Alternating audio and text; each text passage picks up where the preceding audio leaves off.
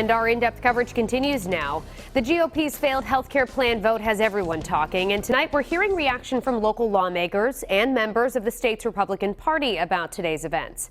Eyewitness News reporter Kelly Sullivan is in the control room now with more on what they had to say. So who are the winners after the failed health care vote? Well, it depends on who you ask. Congressman David Cicilline says it was the Democrats and the American people. But the former Rhode Island chair for the Donald Trump campaign, Joe Trillo, says it was President Trump.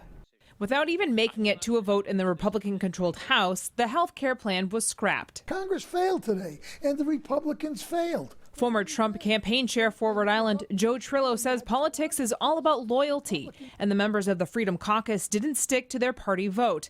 Unlike the Democrats, where not a single member supported the plan. It was a terrible bill. We worked very hard this week to defeat this, but the truth is it was defeated because the American people really became very engaged in this fight. While Congressman David Cicilline says the Democrats and American people claim victory in the fight, Trillo says this is also a win for President Trump because he made a promise to voters during his campaign that he would try to repeal and replace Obamacare as soon as he got into office. And I think he fulfilled his promise to at least certainly do his very best to get a piece of legislation through Congress. Cicilline says the Democrats are still willing to work with Republicans to fix Obamacare. It's not a perfect bill. No bill is ever perfect when the bill was passed. And I think Democrats have always been willing to do what we can to strengthen it, improve it, make sure we're helping to reduce costs, improve access, and increase competition. Trillo says Republicans signed up to repeal and replace it, not agreed to a watered-down version with Democrats. They stuck together on this, and they wanted to see it go down, and it went down. Now it's their problem. Let it blow up. Cicilline says had that bill gone through, about 60,000 Rhode Islanders would have lost health insurance. Instead, Rhode Island has the highest percentage, about 97%, who have access to affordable health care.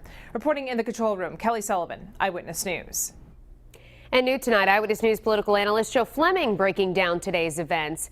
He pointed to several missteps by the Trump administration, including rushing to tackle such a difficult issue this early in the game.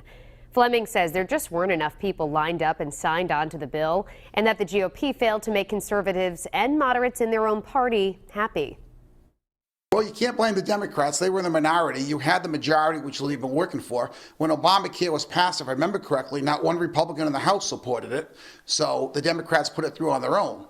At the same time, I mean, you can say you can blame the Democrats, but I don't think that's going to fly with the voters in this country.